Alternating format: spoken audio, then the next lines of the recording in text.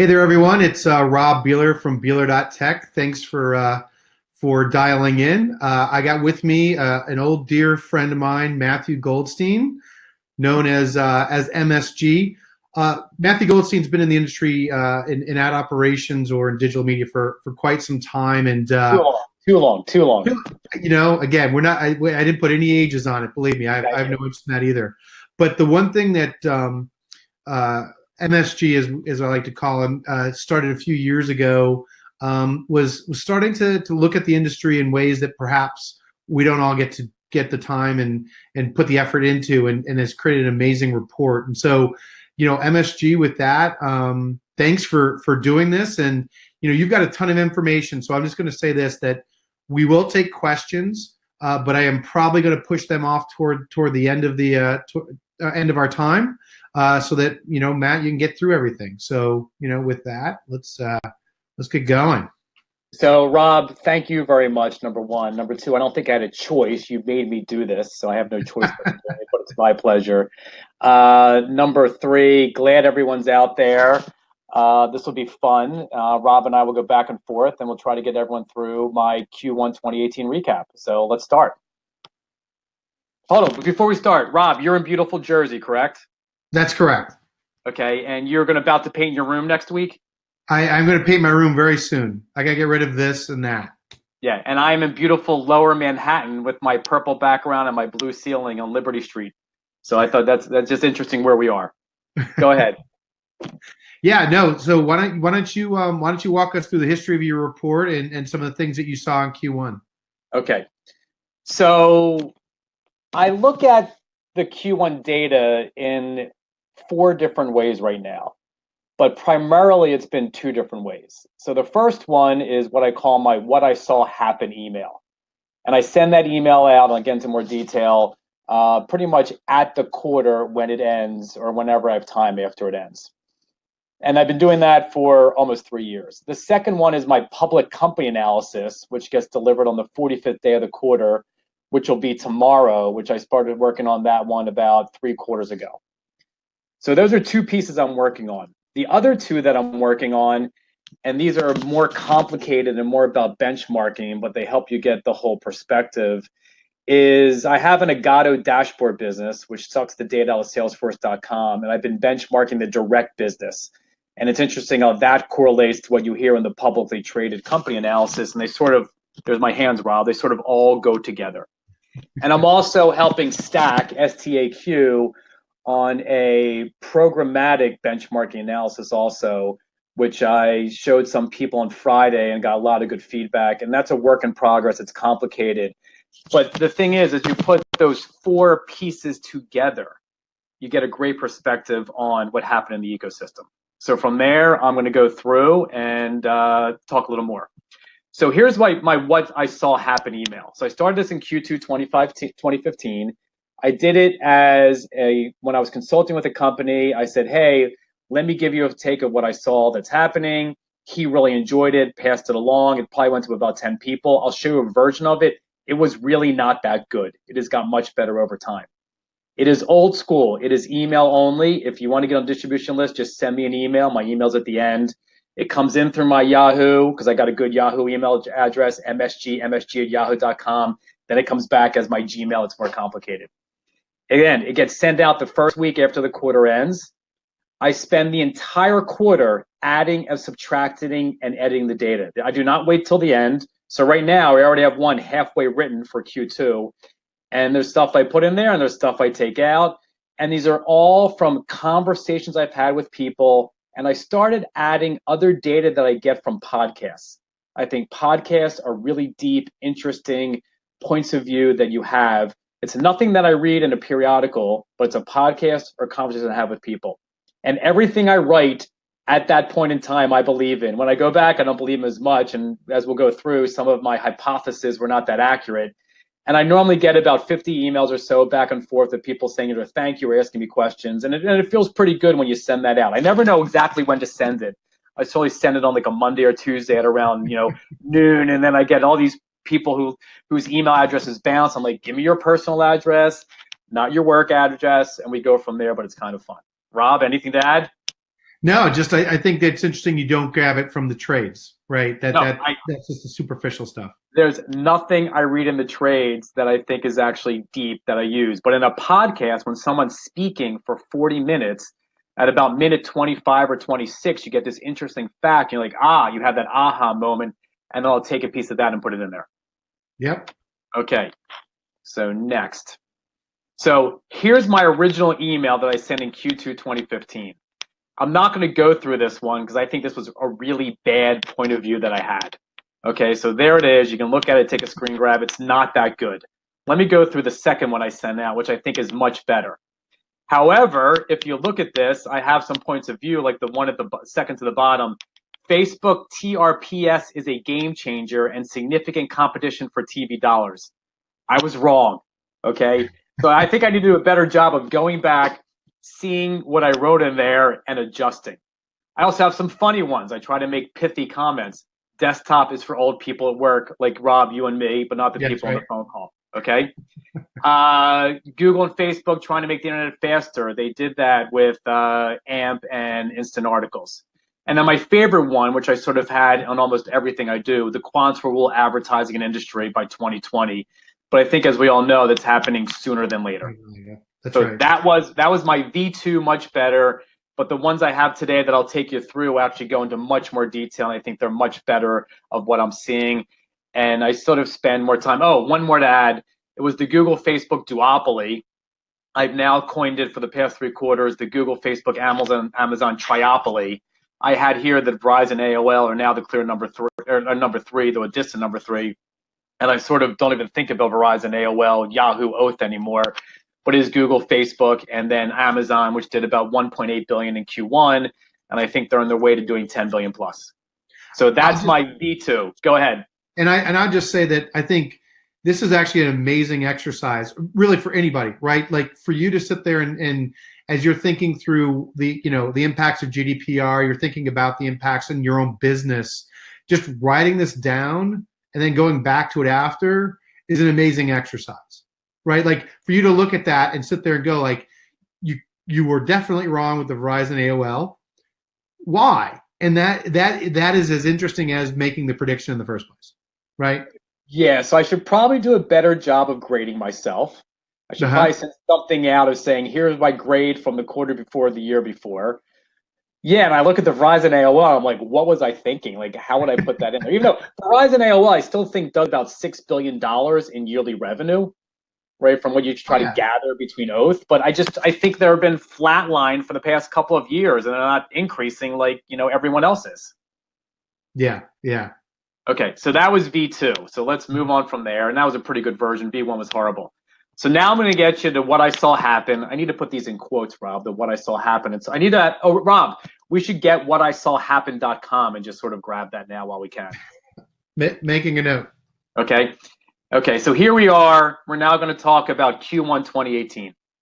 Okay, here's the summary. And what I've tried to do, my friend Dan Ballister, so there's about a handful of people I send these to as I'm working on. Rob, you're on the list next. And they all give me feedback. And my friend Dan Ballister said, you need more headlines. So what I try to do for every subsection of the Q1 recap, I actually put a headline. So my headline for the entire event in Q1 was the calm before the GDPR storm. And I think that says a lot. And you look at all the earnings calls, which I'll talk about as well, there's many conversations about GDPR. So this is my 7 or 8 bullet point takeaway of what happened in Q1 2018 based on my conversations of people, some podcasts, but no periodicals. So number 1, everybody will do everything over the internet eventually, and maybe sooner than later. Right? The internet is where it's at. It's happening. Everything's going there. Number 2, we need more benchmarking in the ecosystem. Everyone asks me the question, how am I doing, good or bad? And you don't know. When you get benchmarking, you know if you're doing good or bad. I think other industries like retail do a better job of benchmarking. I think we in the advertising ecosystem do a pretty bad job of benchmarking. Yeah. GDPR will set all the standards. I think Rich Cacapolo told me this one. Just like California emissions did back in the 70s, you're going to see the same thing with GDPR in Europe, and it's all going to happen in the United States as well. Identity will dominate the headlines in 2018. There's a lot of talk of identity. I sort of go back and forth on this one. This probably won't make a headline for Q2, but at the point I had it in there. Viewability, again, to go back to my first update, viewability was in there. It still has way too many definitions, and we need to be consistent, and I do not see that happening, and that's unfortunate. Yeah. DTC, direct to consumer, I think that is the future. And in my publicly traded company analysis, especially Disney, DTC was mentioned throughout as a game changer for them, and that's direct to consumer. Think about Hulu or Netflix or Harry's Razors or whatever, shopping food you get at home. DTC is the future. It's hard, it's complicated, but so many companies are going there. I think Wikipedia is blockchain. It's sort of, everyone talks about blockchain. I don't know how it's used yet. People talk about it, but I haven't seen it actually being used as a business. But I think it's just, like Wikipedia, it's built and maintained by the people. Blockchain's built and maintained by the people, but it's just decentralized. I think there's a similarity there. And then my other one, which was year over year direct sales, were down about 5 to 7% for the majority of display advertisers in Q1. And when you look at the publicly traded companies, sorry, I use my hands too much, the publicly traded companies, you see that my data for there was actually pretty good. Rob, Any questions about that? That's the summary. No, I think I'm going to just add something, which is the blockchain where I see it is like if we were in the 1800s and you were someone who shipped goods across the country and you went to a conference and they're talking about this thing called the railroad, and they're still talking about what the length and the distance between the tracks is going to be, and like what size and what size the trains are. And so everyone's getting super excited about blockchain. And I think they walk into these conversations and you go, look at it this way. If you're in digital media and you're trying to talk about atomic swaps, I think you're getting ahead of yourself. Yeah. I think there's some things have to be kind of proven out there. GDPR, I think the question I would have for you is, will this be a reset button for digital advertising? Okay, you ready? Here's the GDPR answer to every question you give me. No one knows. Mm-hmm. I've been in so many conversations with so many ridiculously smart people, and no one knows. They're all waiting for May 25th or May 26th to see what happens. I'll have a phone call scheduled with a bunch of publishers in the first week of June. No one really knows what's going to happen. Yeah, it's chaos. Yeah, it's going to be chaos. And I keep on waiting to see what Google and Facebook do to sort of be the tell, and I haven't seen what they're doing yet either. But no one knows. If anyone tells you they know, they're full of it. No one knows. Got it. Okay. Move forward. So that was my summary. And now I'm going to talk about a couple different categories. The Facebook, Google, Amazon triopoly. Okay. So I was saying, again, this is when I wrote this a month and a half ago, Facebook has peaked. Right? The tipping point, they're hurting society, it's a monopoly, and I have a point of view I'll get into later. I think what's happening, and this is from a conversation I've had recently, marketers still use Facebook. Marketers use Facebook for one reason, great ROI. If you ask a marketer what CPM they spend on Facebook, you know what the answer is? They don't know. All they look at is the ROI, and if the ROI continues, they will continue to run. Next. Facebook should do a better job monetizing app inventory for publishers, right? The publishers who have apps, Facebook should do a better job, and they don't today. It feels like Amazon's doing a better job optimizing for apps, but Facebook does not. Snap made more revenue in Q4 by increasing ads 4 times year over year. So Snap went from direct to programmatic. Their CPMs went down 65%, but yet their inventory went up and they made extra revenue. So they did a total shift in a full year from direct business to the programmatic business. Snap lost product people and Twitter lost their COO. Not good. I think they're having a hard time. And as again, when you look at the publicly traded company analysis, you sort of see how they're having a hard time, then the stocks go down. And then here, I have my oath line in there. Oath will never take on Google, Facebook, and Amazon for advertising dollars. Okay, there's no way. So there's 3. Now, if you ask me who the 4th one is over Google, Facebook, and Amazon, a year ago I would have said Netflix, but Netflix clearly said they will not get into the advertising business at all. They're happy where they are. So Rob, question to you. After Google, Facebook, and Amazon, who do you think number 4 is? And the answer might be there is not a number 4. I mean, Apple will always seem to be poised to do it. I Apple's just think it's never not in doing their ads. DNA. They're never doing ads. You don't think so? No. Could I, be I think linked. I think Netflix at one point was going to, right? I mean, I talked to the people who are working on their ad server and on their ad solution, and I think they're looking at the industry. And again, you and I take a very pragmatic look at this, right? We're not just fans of ad tech. We're looking at this in terms of publishing and whatever. And I Oh, just Netflix went, why get mired into this mess? It can only backfire. right. And Netflix has what, 70 million US subscribers. They got detail and everything. They got the PII. They can do personal ads. They can do it in a nice way. They can do it before shows. It could be amazing, but they're just not going to get into it. What about And by the way, I don't think they should either. what about CBS? Well, I look at CBS and NBC and Viacom as sort of the old school companies. This is sort of me, the new school digital Platforms. companies. I mean, I think I've had number three being Oath and Amazon and Snapchat and everyone, but I think it's clearly just a triopoly. What comes after a triopoly? A quadopoly? I don't think we'll ever see the quadopoly. Let's hope we don't get there. Okay. So we need to coin that. We need to coin quadopoly and then also the whatisaw.com. Okay, let me go to the next one. Marketing. So my headline for marketing is all about multi-touch attribution, right? Go away from last click, move to multi-touch. You get a whole different sense of what's happening. Now, when I wrote this 45 days ago, this was before the GDPR, what's happening in GDPR. And you'll notice recently that Google is not giving IDs back to third-party multi-touch attribution companies like Neustar.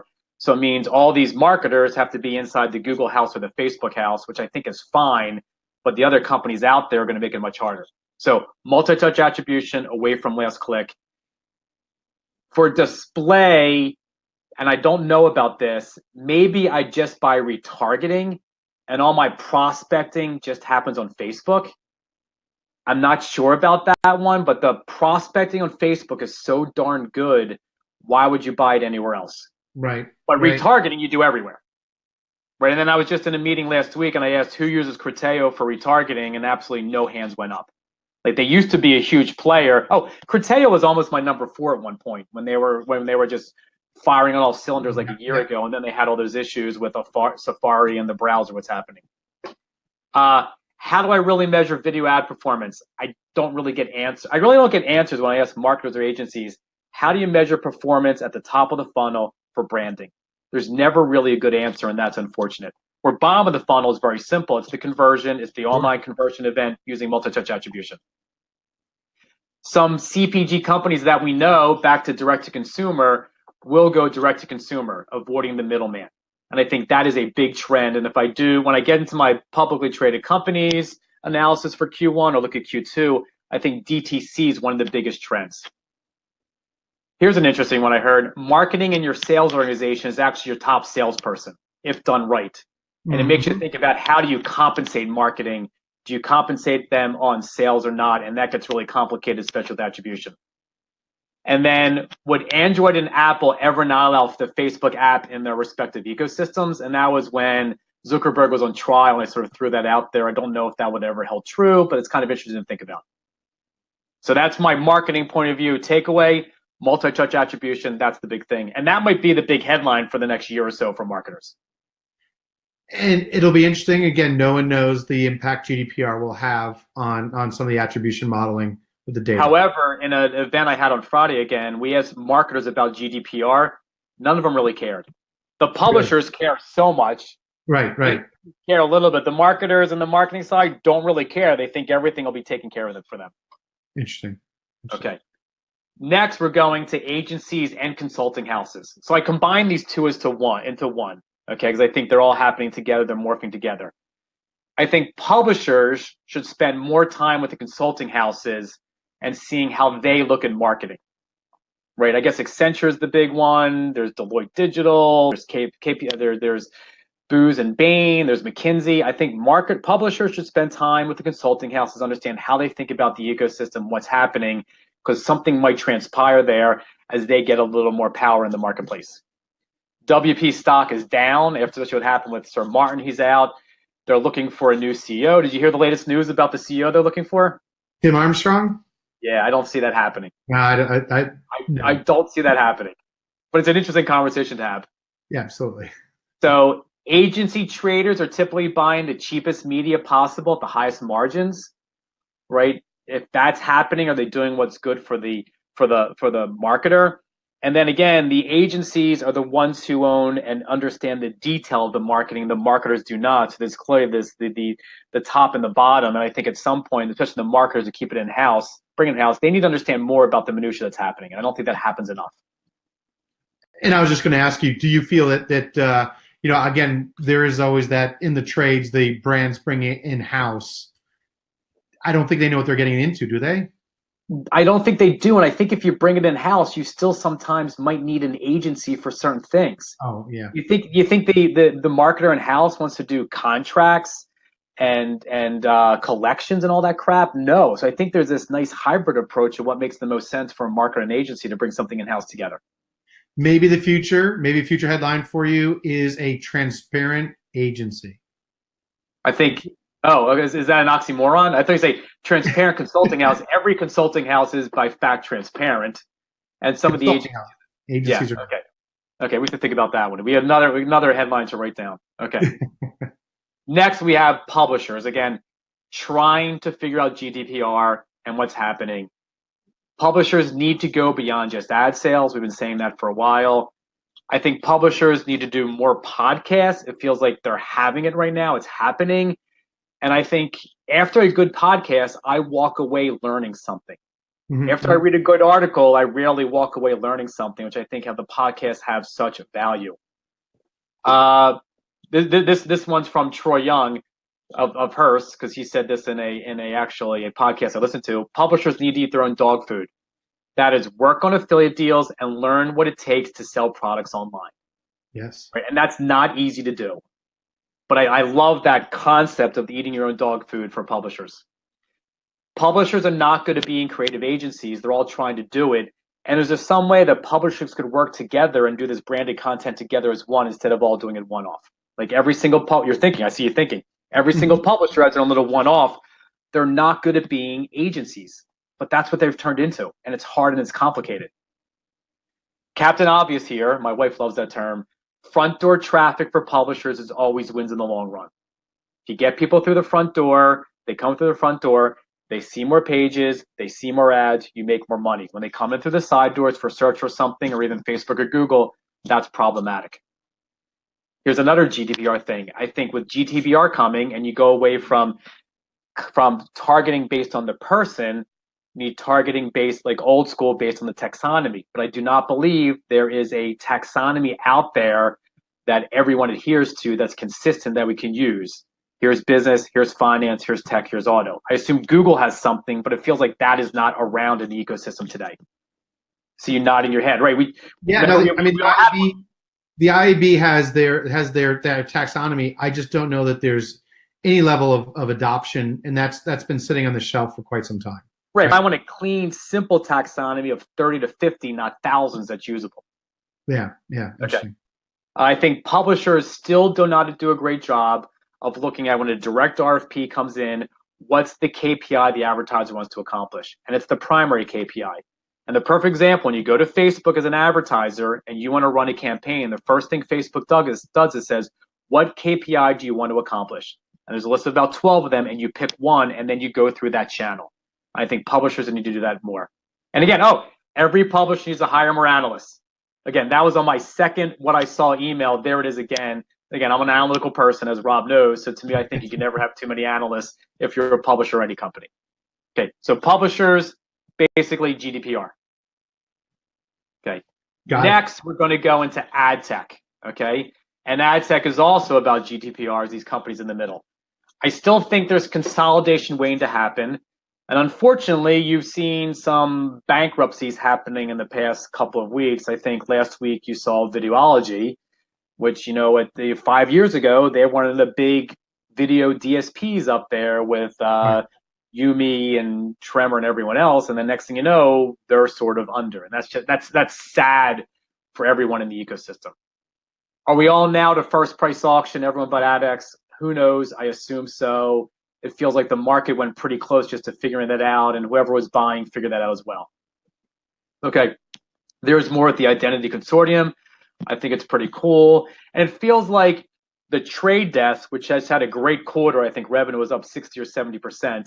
It feels like them and Index are in a strong position to actually help with identity and have it roll through everyone else.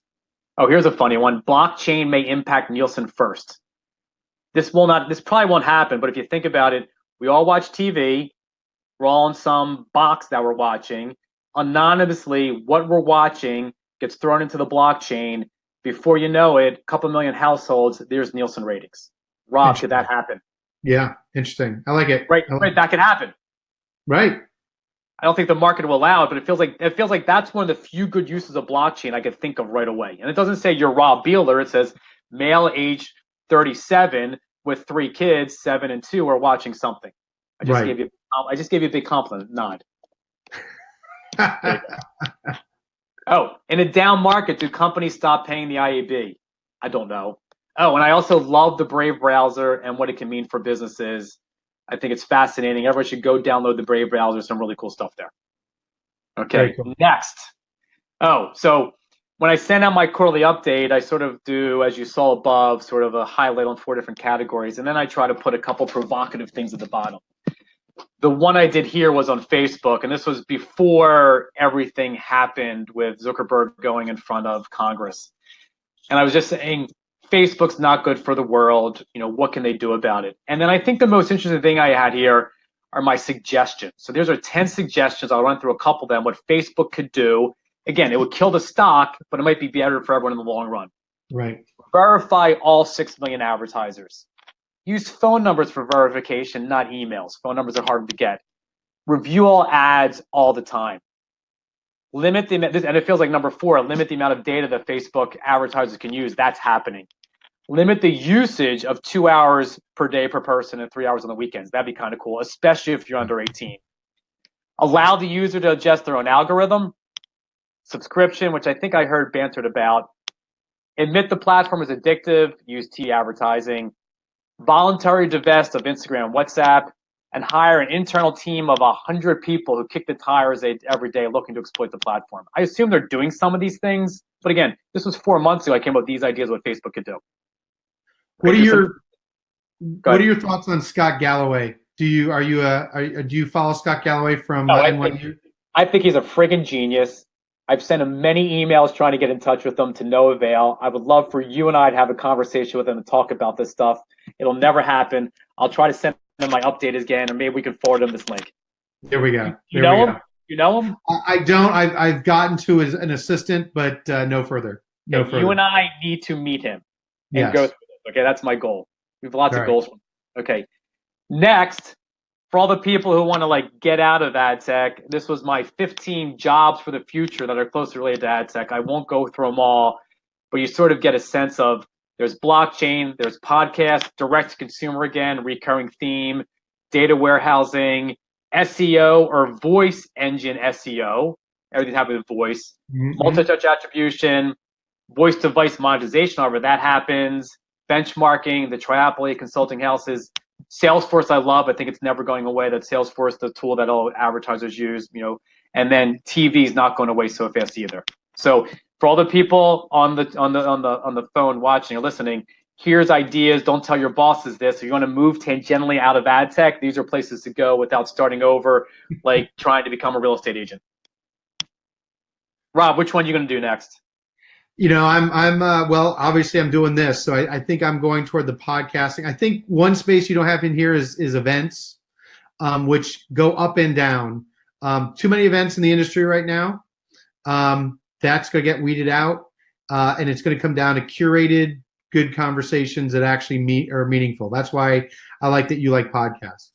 Oh, and I think curation is a great word as well. I think that's a great word for the future. Yeah. Okay, next. So right now it is the 14th of the month, which is the 44th day of the quarter. So I'm doing my publicly traded company analysis. I will send it out this weekend. And again, send me an email, add you to the list. Here is my takeaway so far of the publicly traded companies. And when I send the link out next weekend, I will actually send you the link to every single one of these companies. You can listen to yourself. Platforms, again, Google, Facebook, Amazon taking off, Snap and Twitter having hard times. Facebook CPM's up 39%, Snap CPM's down 65%. And there's, again, Netflix, no plans to play in the advertising space. Agencies and holding companies, they're trying to differentiate themselves versus the likes of Accenture. They listen to customers more, but there's flat growth in the agencies. And in the holding companies, I'm pretty sure they're all privately held, so I can't get any information there. Media companies, advertising up slightly. And here's my big takeaway from the publicly traded company analysis. Advanced TV, also called connected TV or CTV, is working. Everyone who's in that space is seeing significant revenue increase, granted on a small basis, but it's going up. And that should be sort of in my previous slide. You want to get into something, it's connected TV, whatever that means, different definitions, but it's growing. Advertisers looking to reduce agencies, that was Procter & Gamble. There's no mention at all for advertisers about how they're spending, but we all know they're spending on Facebook and Google. And from Netflix, good marketing amplifies the value of product. So good top-line branded marketing works. For ad tech, there's lack of trust for the smaller companies, but again, there's CTV growing. And then GDPR was almost asked in every single one of those conversations. And my favorite was Google, where they said, we've been working on this for 18 months, nothing to worry about. And again, behind this, when I send my email out, there will be half a page on about 30 different companies of what they said. And it's not the stuff they said that you read about on Ad Exchanger. It's everything involved with marketing and advertising. And it's the little nuggets you hear at the 45th minute of an hour-long conversation. But this is my new favorite thing to do, especially while I'm doing it now. And as Rob knows, I walk my dog every morning for an hour. I listen to one of these and I take notes. I come home and I edit them. It's a fun exercise and my dog is very happy. Okay. Next, this is my headline matching game of publicly traded companies. So I put this up on the big screen on Friday and people loved it. For example, 1.8 billion in ad sales revenue, game on. That's Amazon. Hard quarter, new CEO, need to move faster and gain trust. That was Criteo. And my favorite one at the bottom is, we don't really worry that much since we just hire as many engineers and product managers. And Rob, we know that is? Google. So this was a fun game of sort of putting together and figure they are. And again, these are my pithy one-sentence headlines of my takeaway from the earnings call. Not necessarily that much to do about revenue, which everyone talks about, but more what I think like the inside baseball conversation is. Next, we have some benchmarking for Q1. And this is using my Agato platform. At the end of the day, I predicted in probably, April 1st or April 5th, that majority of publishers will be down 5 to 7%.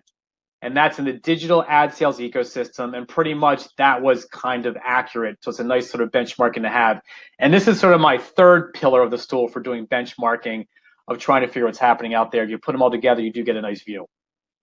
And I believe my last slide is I'm working with Stack. I'll put this up briefly, helping them doing some benchmarking as well for programmatic or Q1. I do not have year-over-year comparisons. This is a work in progress. Well, this is what's going on the programmatic side as well. And I believe that's the end. Rob, we did it all in 33 minutes. There's my boring email address. Send me an email. You'll get on the distribution list. And I guess we could open up to some questions or give me some feedback, or how was that? Yeah, so first of all, thank you. Thank you, Matt. So yeah, if anyone has any questions, by all means, please start typing away or raise your hand. One thing that, it's almost a year ago when you spoke at Ops, right? That's when you first saw this first version. It's gone a lot better, as you can tell. That's right. And one of your points there that I thought was so interesting was the engineers, the number of engineers, and how that correlates to success. Can you talk about that for a minute? Yeah, so I did that a year ago, and I have not done it again. I probably needed to do that. When I looked at the publicly traded company analysis, and you go into LinkedIn, you can actually see how many engineers each company has based on a percentage of employees. And if I recall properly, I think Google, Facebook, Snap, Twitter had about 30 to 40% of the people in the company were recognized as LinkedIn as engineers. Amazon was a much lower number because of all the warehouse people. Then the other companies we know of, sort of the traditional media companies, CBS, NBC, Viacom, etc., Hearst, they had maybe 3 to 5% engineers. And I think that is such a telling point where when people ask me for advice, instead of hiring more salespeople or more analysts, you can take it a step further, hire as many engineers as you can. And of course, you need product people to help with those engineers, but product people and engineers. And I believe in the Google earnings call, they hired, I think, either 2 or 6,000 people in Q1, and they said the majority were all product and engineering people. And I think at the end of the day, right or wrong, that's what wins in today's advertising digital ecosystem. Yeah, and it's again, you're not going to hire an army of salespeople to get you out of trouble anymore. It is definitely an engineering and product. Right, and by the way, you might need 5 really good salespeople to get the meetings, get the phone calls and the conversations, and everything else should be automated. And the seller should sometimes bring in the engineer or product person to have that conversation with the marketer, not necessarily the seller themselves. Question came in. Would you say that direct to consumer could hurt Amazon's bottom line, or are they so massive at this point to where it doesn't matter? I think they in some ways almost are direct to consumer, and I think they're so massive it does not matter. And from everything I've listened to in the earnings call, they're not stopping. The other interesting thing about the Amazon earnings call was Jeff Bezos did not talk. In every other earnings call, the CEO is always there. Bezos does not talk. And I think that's probably because he does that really long newsletter at the beginning of each year. Right. I think he says, like, I'm going to give you that. I'm not talking. I got other stuff to do. Interesting. But I think Amazon, I would classify Amazon, what they do, a lot of it is DTC. I need to make an introduction to you. A guy I used to work with named John Denny. He works, they are working with small brands that don't have distribution, and what they do is they come in and they're like a VC, and what their main platform is Amazon. How to get buy into stuff like that and work through that, and it's very interesting again approach to what is marketing and advertising these days. It isn't. If you're a small company, why try to recreate what Amazon has built? They build it better than anyone else, and they give it out to you for basically as cheap as possible, just like AWS. Yeah. Again, well, I'm going to put that in the future thing of just like Facebook. Is this really good for society that Amazon has this much control? But right now, just easy to use is going to win, right? And just having it at my doorstep is great.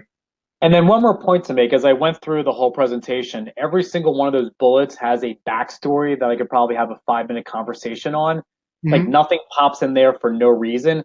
I just try to bring everyone through as quickly as possible, in 30 to 40 minutes, what I saw happen. And the other thing, Rob, if this goes well, I'd love to do this again every quarter. It's kind of fun.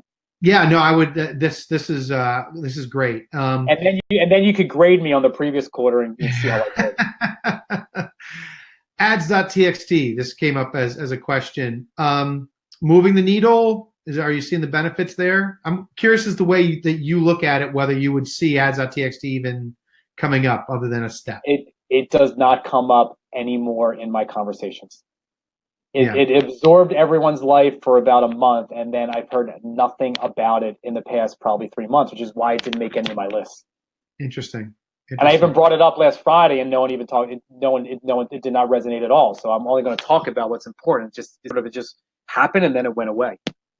What I'm hearing at the level of conversation I'm having is that as a TXT maintenance can be painful if your organization isn't really built for that, right? I mean, it's but that is kind of what it is, and we'll see what happens with everything else. Yeah, but I don't think anyone saw CPMs go up because of it, or revenue go up.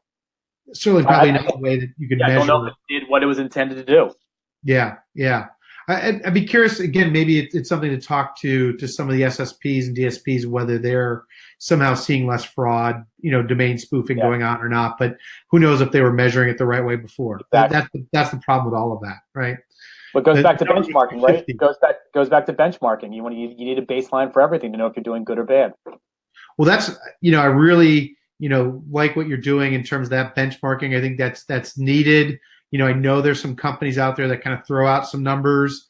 I think the key piece there is just going to be how to slice and dice it. Again, for all the events and all the conversations I have, things like B2B, news, other kinds of content, all those things, have all factors where video fits and all that and so forth is going to be a Well, key. I'll go back to benchmarking. Benchmarking needs curation. That's the word again, That's right? right. Without curating benchmarking, it's crap. So it takes a lot of time to go through these and weed it out and take out the outliers to make sure you do have good benchmarking available. Great. MSG is always an absolute pleasure. I know I learned a lot, and just looking at it, people stuck around throughout the whole thing. That means you did it. That was great. Thank you so much for that. And yeah, let's make a point of it. We'll start looking at the next quarter, and we'll do it again. Thanks everyone for joining. Get on his list. This recording will also be made available, so you can show this to anyone else in the organization that might be valuable to. So thank And you so Rob, much. one last thing. Your walls can't be white next conversation. You need to paint them. Done. Okay. That'll be your benchmark for me. There you go. See you guys. Thank you, everyone.